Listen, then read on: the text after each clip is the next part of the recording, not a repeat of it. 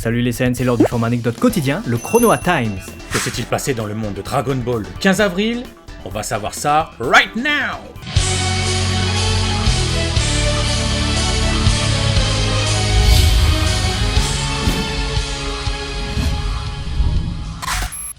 Le 15 avril 1987, le public nippon découvrait pour la première fois l'épisode 58 de Dragon Ball. Diffusé sur Fuji TV. Après s'être défait du Général Blue au village Penguin grâce à l'intervention d'Arale, Goku arrive maintenant sur la terre sacrée de Karin.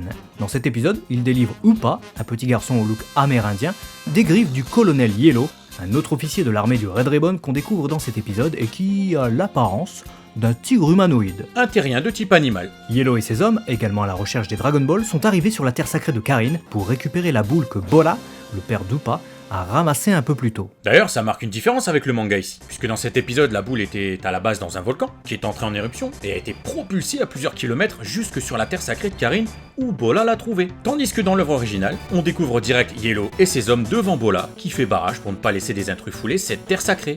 Et il est déjà en possession d'un Dragon Ball. Dragon Ball a 4 étoiles d'ailleurs, ça aura une importance ici, car à ce moment-là, pour Goku, ça signifie la fin de sa quête, vu qu'il était parti juste pour récupérer celle-ci, qui est le souvenir de son grand-père.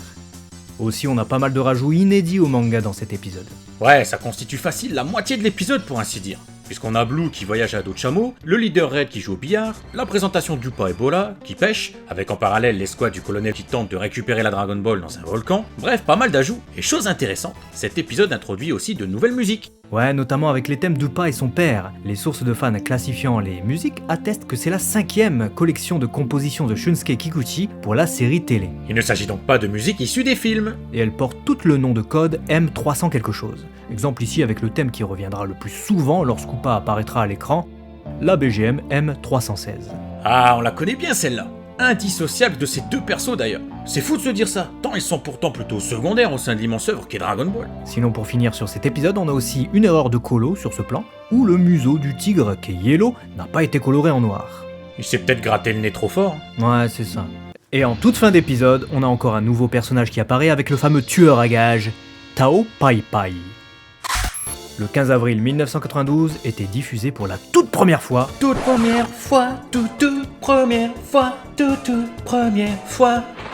l'épisode 135 de DBZ. Il s'agit de l'épisode dans lequel Vegeta affronte numéro 18 et se fait péter le bras. Ouais, c'est vachement résumé là quand même. Cela dit, cet épisode est, comme beaucoup d'épisodes animés par l'équipe d'animateurs de Yukio Ebisawa, extrêmement éclectique. On a des passages très très beaux comme ceux animés par Toshiyuki Kanno, que vous connaissez sûrement pour ça, ou encore ça, notamment, mais d'autres extrêmement, comme ici. Ouais, c'est particulier quoi. L'épisode se termine quand même en cliffhanger avec de jolies harmonicelles, nous montrant Trunks qui va porter secours à son père Vegeta qui hurle de douleur. Un épisode plein de surprises, car outre le rajout avec Trunks qui disrespecte totalement Yajirobe en lui pissant dessus en plein vol, on a quand même un combat qui inspirera probablement Matrix et bien d'autres films. Ouais, ce combat sur le toit du camion entre numéro 18 et Vegeta, un rajout fort sympathique mais qui montre encore une fois que Vegeta agit comme un véritable enfoiré dans cet arc. Il cause la mort d'humains par 3 ou 4 fois dans cet épisode, et ne s'en soucie aucunement.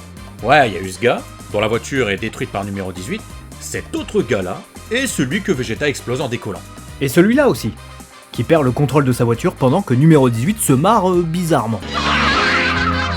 Puis le conducteur de camion atomisé par un Big Bang Attack aussi. Là pour le coup c'est un passage du manga. En tout cas, comme c'était pas des victimes de sel, il y a peu de chances que ces types aient pu être ressuscités. Ouais voilà, dormez avec ça sur la conscience. Tiens d'ailleurs, en parlant de conscience, tu penses que la personne chargée de la peinture, avec tout l'immense respect que j'ai pour son travail pas simple, dort avec l'esprit apaisé d'avoir laissé les collants de numéro 18 peints couleur chair ici ? Bah écoute, c'est vrai que c'est surprenant car c'est pas seulement présent sur un seul cellulo pour le coup, mais sur tout le cut. Donc ça veut dire plusieurs celluloïdes avec cette erreur de colorisation, mais bon. On peut aussi se dire que les téléviseurs étaient petits à l'époque, et le format de diffusion était le 4/3. On ne voyait donc pas forcément les détails comme aujourd'hui, donc ça choquait peut-être moins. Du coup c'est passé comme ça. Et vu qu'on parle de petites erreurs passées à l'as, il y a aussi la blessure infligée à la tête par numéro 18 à Vegeta à ce moment-là, qui s'amuse à disparaître sur certains plans. Genre là. Ou là. Et d'ailleurs sur cette scène, notez l'intelligence de la réalisation qui nous propose un plan subjectif de Vegeta qui fonce sur numéro 18. Pas mal, pas mal. Tiens, sinon on l'avait pas dit, mais Maron, la petite amie passagère de Kuriri à cette époque, était revenue précédemment. Donc elle apparaît encore une fois dans cet épisode à Kame House, et elle permet ainsi d'aérer un peu le combat, tout en permettant au vieux pervers qu'est Kame Sennin de se rincer l'œil. D'ailleurs, fun fact, sur son magazine on peut lire le mot skebe, qui en japonais veut dire pervers. Même le magazine sait à qui il s'adresse. Le 15 avril 1986 paraissait le chapitre 70 de Dragon Ball dans les pages du magazine Weekly Shonen Jump numéro 20 de l'année. Ce chapitre dispose d'une page cover assez célèbre puisqu'il s'agit de Bulma avec son bikini militaire muni d'un fusil mitrailleur. On est en plein arc Red Ribbon et Toriyama Sensei aime les maquettes et engins militaires, donc ça fait sens. Cette page cover se décline en plusieurs versions. La version prépubliée avec des diagonales de couleurs, la version Tankōbon, imprimée en noir et blanc donc, la version Kanzenban qui restaure les couleurs de l'illustration mais efface le sous-titre du chapitre ainsi que les diagonales de couleurs, et enfin la version Color Edition qui est une mise en couleur de la cover par Shueisha.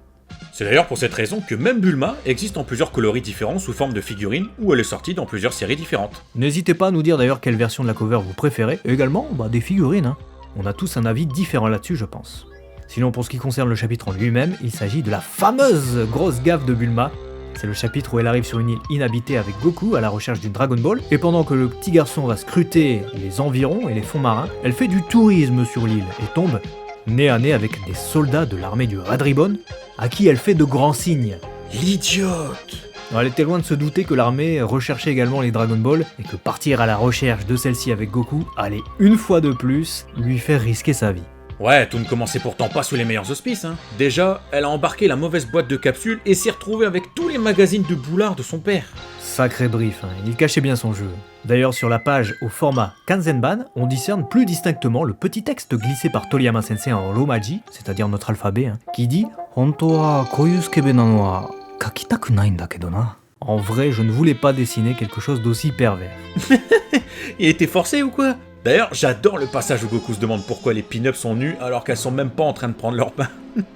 Et la fin du chapitre, on en parle? Ça ne se termine pas super bien non plus pour Bulma, car bien que Goku la sauve des deux soldats, elle apprend qu'il va falloir se rendre chez Kame Sennin pour obtenir un sous-marin, vu qu'elle n'a pas la bonne boîte à capsules. Et Kame Sennin, voilà quoi, c'est pas sa tasse de thé. Elle le voit pas d'un très bon œil quoi, si vous préférez.